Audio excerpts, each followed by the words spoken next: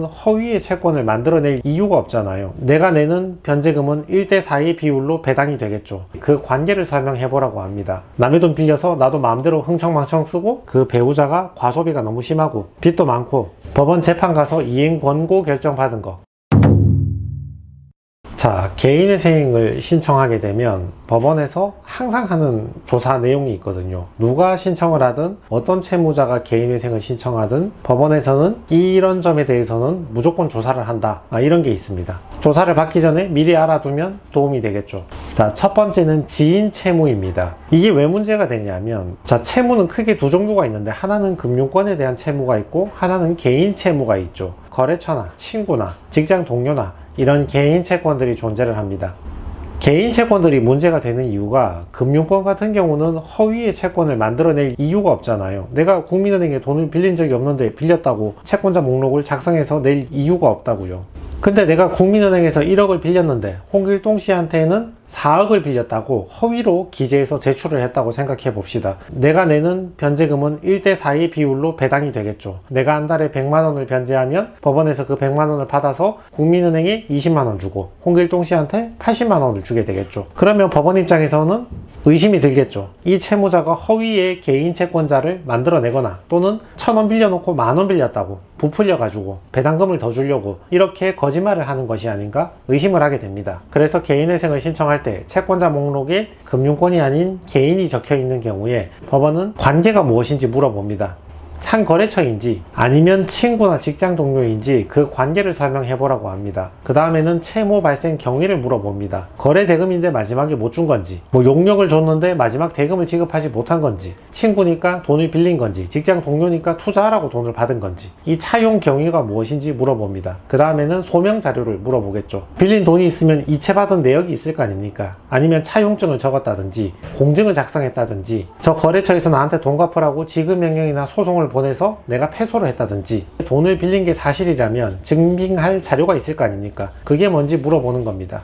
자, 법원에서 조사하는 두 번째는 청산가치입니다. 어떤 채무자도 빠져나갈 수 없이 예외 없이 모두가 반드시 이 부분에 대해서는 소명을 해야 됩니다. 채무가 없는 사람들은 개인회생 영상을 다 찾아보지 않으니까 한두 개만 찾아보고 이런 댓글을 많이 달죠. 남의 돈 빌려서 탕감받고 개꿀이다. 남의 돈 빌려서 나도 마음대로 흥청망청 쓰고 개인회생 하면 되는 거 아니냐, 이렇게 물어보지만 우리 법원 입장에서는 그런 사람이 있을 걸 예상하고 탕진이나 사치한 금액은 전액 변제하라, 이렇게 조치를 취하거든요. 예를 들어서 어떤 채무자가 토토 바카라 온라인 도박으로 5천만원을 탕진하고 수중에 2천만원이 남아 있었는데 개인회생 신청하기 직전에 예전에 배우자한테 빌린 돈이 있다고 변제를 해버리고 소위 말하는 편파 변제가 되는 거죠. 백화점 가서 명품 산다고 200만원 썼다, 이런 것들은 싹 끌어모아서 청산가치가 되거든요. 이 사람의 청산가치가 7,200만원 되는 거죠. 그럼 법원은 청산가치 이상 변제를 하라고 명령을 내리거든요. 그럼 이 사람은 자기가 무책임하게 쓴 돈 7,200만원 이상은 변제를 해야 되는 거죠. 7,200만원 나누기 변제 기간 36개월 하면 매월 200만원 이상 변제해야 된다는 것을 알 수가 있습니다. 현재 가치라는 개념이 있는데 이자의 가치까지 고려하면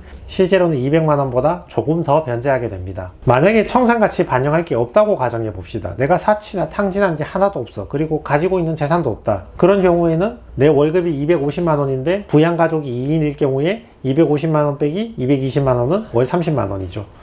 월 200 이상을 변제하는가 월 30을 변제하는가는 차이가 크죠. 그래서 남의 돈 빌려가지고 마음대로 써버리고 개인회생하는 사태를 막기 위해서 이 사람이 사치 탕진하거나 가족한테 준 돈은 얼마가 있는가, 이걸 조사해서 그걸 잡아가지고 청산가치에 넣어서 전부 다 변제를 시키는 것이 법원의 원칙이기 때문에 이 부분은 반드시 조사를 하게 됩니다. 세 번째 법원이 꼭 조사하는 내용이 자동차하고 부동산 처분 내역이죠. 채무자는 이렇게 생각할 수 있잖아요. 어차피 개인회생 할 건데 자동차든 아파트든 있는 거 다 팔아가지고 적당히 정리하고 현금 5천만원 남으면 이걸 부모님한테 줘버리고 개인회생 해야지, 배우자한테 예전에 빌린 돈 갚아버리고 개인회생 해야지, 이렇게 생각할 수가 있겠죠. 그러니까 법원은 아파트나 빌라나 자동차 이렇게 등기 등록되는 자산가치가 큰 것들이 있죠. 이런 것들 팔아가지고 받은 돈 어디에 썼는지 다 물어보는 겁니다.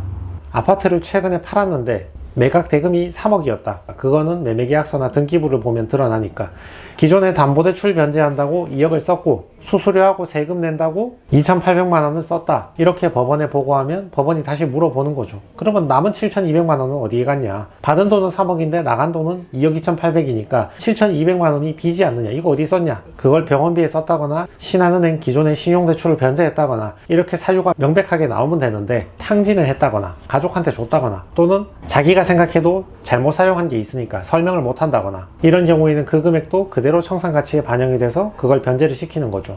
네 번째 꼭 조사하는 사항이 부양가족을 제외하라입니다. 채무자는 이렇게 생각하잖아요. 내가 배우자도 있고 밑에 자녀도 한 명 있으니까 내가 저들을 다 부양해야 되는 책임자이니까 이걸 고려해서 변제금을 낮추어 주십시오. 이렇게 생각을 하겠죠. 그렇지만 법원의 생각은 다르죠.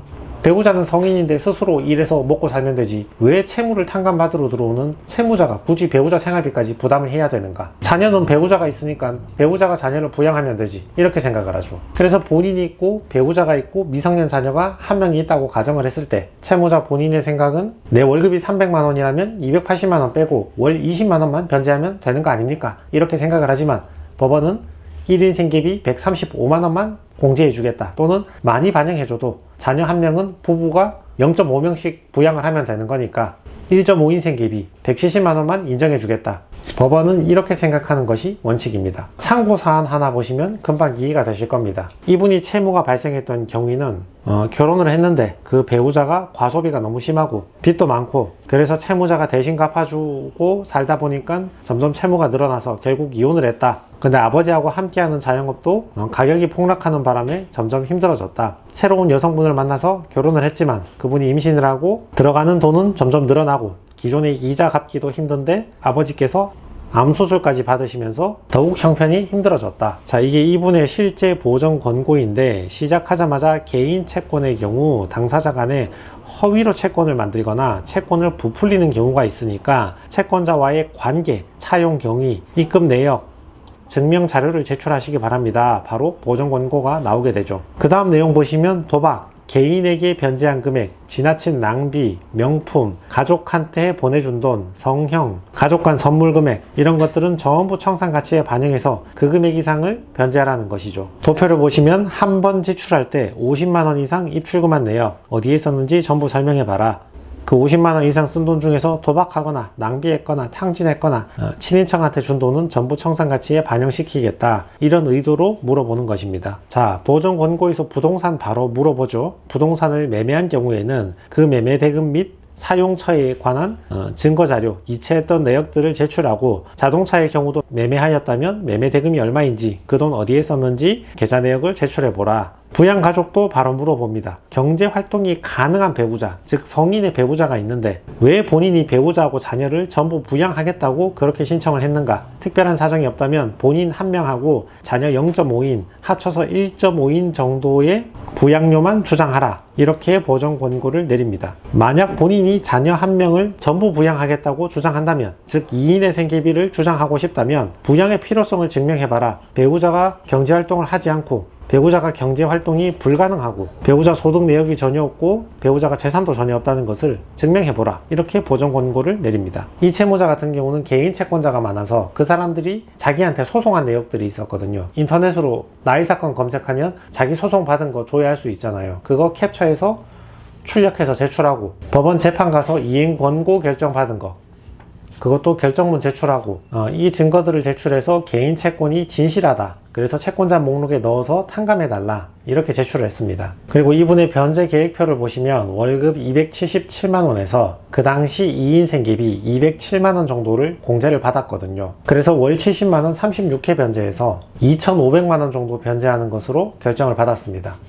법원에서는 월급이 277만원이니까 배우자 있으니까 자녀는 절반만 부양해라. 그래서 277만원 빼기 170만원에서 한 달에 107만원 변제금을 내라. 이렇게 보정 권고가 내려졌던 거거든요. 근데 거기에 대해서 이 집 사모님이 몸이 좀 안 좋았습니다. 간단한 병 이런 걸로는 안 되고요. 제 기억에 이 집 사모님이 뇌경색인가? 그 중증 질환이 있었거든요. 그거 자료를 제출하고 자녀는 내가 부양해야 된다. 이렇게 주장을 했던 거죠. 70만원. 이렇게 36개월 2,500만원 변제하는 걸로 결정을 받았죠. 그렇게 질문하실 수도 있잖아요. 배우자도 아프니까 277만원 빼기 267만원에서 한 달에 10만원 변제하면 되지 않느냐, 자녀하고 배우자하고 전부 부양하는 걸로 주장해도 되지 않느냐, 그렇게 생각하실 수 있는데, 일단 변제금 10만원 이런 거는 법원에서 잘 안 해줍니다. 한 달에 변제금 10만원 20만원 낸다는 거는 사실상 거의 변제를 안 하겠다는 말이잖아요. 아주 고령인데 소득이 적은데 간신히 개인회생한다, 이렇게 아주 예외적인 경우에는 변제금 10만원 20만원 나오는 경우도 있긴 한데, 보통은 그렇게까지는 잘 해주지 않습니다.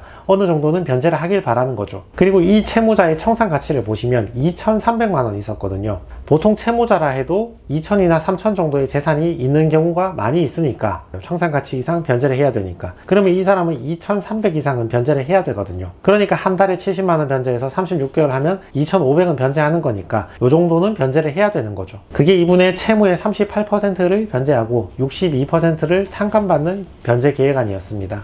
채권자 목록 보시면 금융권 없이 전부 다 개인 채권자들이죠. 대체로는 은행이나 캐피탈이나 카드사 채무가 많은데, 이분은 그런 건 없이 개인 채권자만 있었습니다. 6,500만원 채무 중에서 2,500 변제하고 나머지는 탕감받는 걸로 개시 결정을 받게 되었습니다. 자, 그래서 법원에서 항상 조사하는 내용, 이거 미리 한번 참고해 보시고 미리 준비해 보시는 게 유리하지 않을까, 그렇게 생각을 합니다.